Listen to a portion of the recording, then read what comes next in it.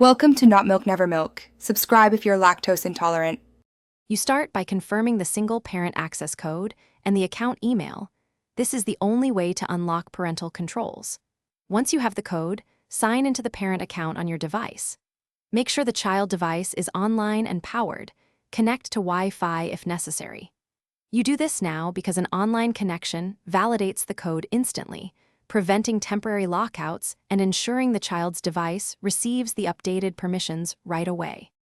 Next, open the Parental Controls panel and pick the child profile you need to change. Once selected, choose the Unlock or Enter Code option. Type the parent access code exactly as shown, caps and symbols matter. After you submit, wait for confirmation.